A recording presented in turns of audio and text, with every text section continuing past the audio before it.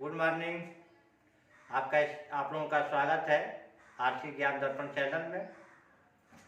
बच्चों दोस्तों, मैं आप लोगों को आज संधि को पढ़ाऊंगा। और सबसे बड़ी बात यह है बच्चों की मेरी वीडियो आप लास्ट तक देखें और कलम से नोट करते जाएं, क्योंकि जो कुछ भी ये दिया जा रहा है वो बहुत ही इम्पोर्टेंट दिया जा रहा है, वो पूरे लाइफ के लिए दिया जा रहा है। तो आज हम लोग यह पढ़ेंगे कि संधि किसे कहते हैं तथा संधि कितने प्रकार के होते हैं और उनके नियम क्या है, उसके बारे में हम लोग अध्ययन करेंगे। तो बच्चों, सबसे बड़ी हमारे पास ये बात है, समस्या है कि हम जो कुछ भी पढ़ते हैं तो उसे पूरा नहीं पढ़ पाते हैं, उसे आधा ही पढ़कर छोड़ देते हैं। और पूरी वीडियो जब तक आप नहीं देखेंगे तब तक इसका जो है कि पूरे नियम को आप नहीं समझ पाएंगे। और यह हर परीक्षा के लिए उपयोगी है। हर परीक्षा में आता है संधि, समास, अलंकार, उपसर्ग, इस प्रत्यय, ये सभी आते हैं। 2-2, 5-5 नंबर के आते हैं। एक नंबर किसी भी कंपटीशन के लिए बहुत ही महत्वपूर्ण होता है बच्चों। तो यहाँ तो 5 नंबर की सवाल है, 5 नंबर का बात है। आप 5 मिनट देखेंगे, 5 नंबर आपका कन्फर्म। कोई उसमें किसी प्रकार की कोई आपको परेशानी नहीं हुआ, केवल पढ़े और फटाक से आपको याद हो गया। तो अब मैं आप लोगों से यह कहना चाहता हूं कि आप मेरे आरसी ज्ञान दर्पण चैनल को सब्सक्राइब करें, लाइक करें, शेयर करें और सुझाव भी दें। तो बच्चों, मैं आज अब बिना आपका समय गंवाए अब शुरू कर रहा हूं। संधि किसे कहते हैं? संधि संधि क्या होता है? संधि दो वर्णों के मेल से जो विकार उत्पन्न होता है बच्चों, उसे संधि कहते हैं। दो वर्णों के मेल से जो विकार उत्पन्न होता है संधि कहलाता है। संधि कहलाता है। अर्थात कि संधि का मतलब यह हुआ मिलना, जुड़ना। संधि का मतलब क्या होता है? संधि का अर्थ होता है कि दो शब्दों को आपस में मिलकर एक तीसरे शब्द का निर्माण करना, मिलना या जुड़ना। मिलने जुड़ने वाले वाक्यों को जो एक दूसरे से मिलते हैं और तीसरे एक शब्द का निर्माण करते हैं, उसे संधि कहते हैं। अब हम संधि के प्रकार, संधि कितने प्रकार के होते हैं? संधि के प्रकार बच्चों, आप जानते हैं कि संधि 3 प्रकार का होता है। संधि 3 प्रकार के होते हैं। इसको हम 3 भागों में बांट दे रहे हैं और इसको इसके माध्यम से आपको संधि के प्रकार को बता दे रहे हैं। संधि 3 प्रकार का होता है। एक पहला होता है स्वर संधि, दूसरा होता है व्यंजन संधि और तीसरा होता है विसर्ग संधि। पहला होता है स्वर संधि।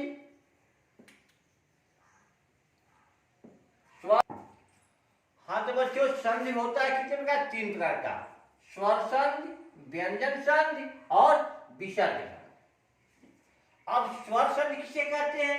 व्यंजन संधि क्या होता है और विसर्ग संधि की परिभाषा क्या होती है, अब इसके बारे में हम थोड़ा आज देख लेते हैं। देखिए बच्चों, स्वर संधि उसे कहते हैं जब किसी स्वर से स्वर का मेल होता है, उसे ही स्वर संधि कहते हैं। जब किसी स्वर संधि की परिभाषा है, जब किसी स्वर से स्वर, देखिए स्वर से स्वर का मेल होता है, उस संधि को क्या कहते हैं? स्वर संधि कहलाता है। क्या कहलाता है? स्वर संधि कहलाता है। देखिए, स्वर संधि का परिभाषा है जब किसी स्वर से स्वर का मेल होता है, वह स्वर संधि कहलाता है। अब यहाँ समस्या आती है कि स्वर संधि क्या होता है, स्वर किसे कहते हैं। स्वर संधि तो जानते हैं कि स्वर से स्वर का मेल होता है तो स्वर संधि होता है। स्वर में अब स्वर क्या होता है, अंग्रेजी में तो आप पढ़े हैं कि स्वर 5 ही होते हैं, ए आई ओ यू 5 ही होता है। क्या होता है, ए ई आई ओ यू, ये 5 जो है अंग्रेजी में होता है। और इसमें क्या होता है, इसमें स्वर होते हैं कुल 11 स्वर होते हैं बच्चों। एक होता है अ, आ, छोटी, बड़ी, छोटा ऊ, बड़ा ऊ, री,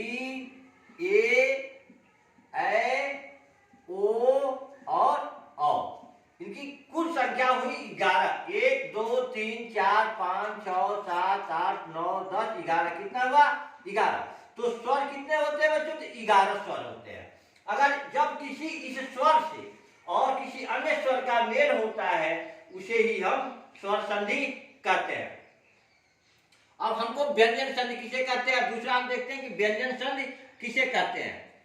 जब किसी व्यंजन का किसी स्वर से या स्वर का व्यंजन से, इसका होता है जब किसी व्यंजन का स्वर से या व्यंजन का व्यंजन से, व्यंजन का व्यंजन से मेल होता है, मेल होता है, उसे क्या कहते हैं, व्यंजन संधि कहते हैं। जब किसी व्यंजन संधि कहते हैं। देखिए, जब किसी व्यंजन का किसी स्वर से या व्यंजन का व्यंजन से, या यह कहा जाए कि स्वर से व्यंजन का मेल होता है, वह व्यंजन संधि कहलाता है। जब किसी व्यंजन का स्वर से, या यह भी कहा जाए कि स्वर का व्यंजन से मेल होता है या व्यंजन से व्यंजन का मेल होता है, वह व्यंजन संधि कहलाता है। अब व्यंजन क्या होता है, तो व्यंजन आप जानते हैं, ये क ख ग लेकर के सब व्यंजन ही है। अब इसके बाद विसर्ग संधि तीसरा होता है। विसर्ग संधि किसे कहते हैं, विसर्ग संधि की परिभाषा क्या है, जब किसी विसर्ग का स्वर से या विसर्ग का व्यंजन से मेल होता है, वह विसर्ग संधि कहलाता है। जब किसी विसर्ग का किसी व्यंजन से या व्यंजन का विसर्ग से मेल होता है, विसर्ग संधि कहलाता है। विसर्ग संधि कहलाता है। अब देखिए, जब कोई विसर्ग किसी व्यंजन के साथ मिलकर के कोई शब्द बनाता है या व्यंजन का विसर्ग से मेल होता है, तो वहां जो है कि विसर्ग संधि हो जाती है। अब हम देखते हैं कि स्वर संधि 5 प्रकार के होते हैं। स्वर संधि के प्रकार, स्वर संधि के प्रकार, स्वर संधि के प्रकार, स्वर संधि के प्रकार। हाँ तो बच्चों, स्वर संधि 5 प्रकार के होते हैं। देखिए कौन कौन सा, दीर्घ स्वर संधि, गुण स्वर संधि, वृद्धि स्वर संधि, यण स्वर संधि और अयाज स्वर संधि। देखिए, इसमें ये स्वर संधि के भाग हैं, इसलिए सबके साथ स्वर जुटा हुआ है। दीर्घ स्वर संधि, इसको दीर्घ संधि भी कहते हैं। गुण स्वर संधि, इसको गुण संधि भी कहते हैं। वृद्धि स्वर संधि, इसको वृद्धि संधि भी कहते हैं। यण स्वर संधि, इसे यण संधि भी कहते हैं। अयाज स्वर संधि और इसे अयाज संधि भी कहते हैं। अब क्योंकि ये स्वर संधि का भेद है, प्रकार है, इसलिए इसके साथ स्वर शब्द जुटा हुआ है। इसको इस तरह हम अपने इस तरह भी पढ़ते हैं कि दीर्घ संधि, गुण संधि, वृद्धि संधि, यण संधि और अयाज संधि। अब हम देखेंगे बच्चों, आज हम केवल डिस्कस करेंगे स्वर संधि में दीर्घ संधि का क्या कार्य है, किस तरह दीर्घ संधि होती है। दीर्घ संधि का हमको परिभाषा पढ़ा है, दीर्घ संधि के बारे में ही पढ़ना है आज केवल। दीर्घ संधि के बारे में ही पढ़ रहा है। अब देखिए दीर्घ संधि क्या होता है। जब लघु या दीर्घ, देखिए अभी मैंने आप लोगों को स्वर बताया था। स्वर में होता है अ, आ, छोटी ई, बड़ी ई, जिसको हम लोग कहते हैं छोटा ऊ, बड़ा ऊ कहते हैं। री होता है ए, ओ और औ, ये स्वर है। देखिए इसमें ये ह्रस्व दीर्घ इसको कहते हैं, ह्रस्व। इसको दीर्घ भी कहते हैं, इसको ह्रस्व। ह्रस्व ह्रस्व मीन्स होता है छोटा, ह्रस्व मीन्स छोटा, और दीर्घ मीन्स होता है बड़ा। इसी प्रकार इसको हम ह्रस्व कहते हैं, ह्रस्व, और इसको हम कहते हैं दीर्घ। ठीक है, तो मैंने ये छोटा ऊ और ये बड़ा ऊ, ये छोटी ई और ये बड़ी ई, यानी कि ह्रस्व को हम छोटा ई कहते हैं और दीर्घ को हम बड़ा ई कहते हैं। छोटा ऊ और बड़ा ऊ कहते हैं। तो जब देखिए स्वर संधि की परिभाषा है, स्वर संधि जब लघु या दीर्घ आपस में मेल बनाते हैं, जब लघु यानी कि ह्रस्व और दीर्घ जो स्वर हैं, जब लघु या दीर्घ स्वर आपस में मेल बनाते हैं, मेल करते हैं, तो जो उसका रिजल्ट आता है, यानी कि जो विकार उत्पन्न होता है, वही दीर्घ संधि कहलाता है। जब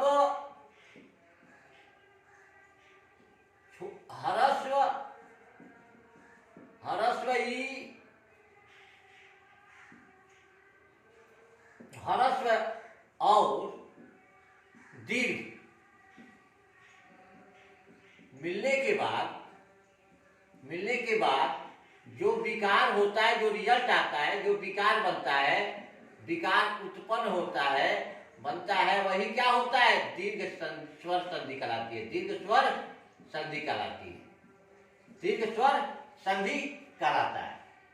जब कोई ह्रस्व और दीर्घ आपस में मिलते हैं, तो आपस में मिलने के बाद जो विकार उत्पन्न होता है, वही जो है कि दीर्घ स्वर संधि कहलाता है। अब दीर्घ स्वर संधि, अब देखिए दीर्घ, इसमें ह्रस्व ई, अ और दीर्घ आ, ठीक है ना। देखिए ये ह्रस्व है, ये ह्रस्व अ है, ह्रस्व, ये दीर्घ आ है। तो जब अ ह्रस्व अ आवली दीर्घ आ, ह्रस्व ई दीर्घ आ आपस में मिलते हैं, तो आ होता है। क्या होता है, आ होता है, आ बनता है। माने कि दीर्घ जब और ह्रस्व और दीर्घ जब आपस में मिलते हैं, तो जो उत्पन्न होता है वह दीर्घ ही उत्पन्न होता है। यानी कि ये ह्रस्व है हमारा और ये दीर्घ है। तो ह्रस्व और दीर्घ जब आपस में मिलते हैं तो क्या होता है, तो ये ह्रस्व और दीर्घ आपस में मिलने के बाद ह्रस्व जो और दीर्घ आपस में मिलते हैं, तो दीर्घ उत्पन्न होता है, दीर्घ और उत्पन्न होता है।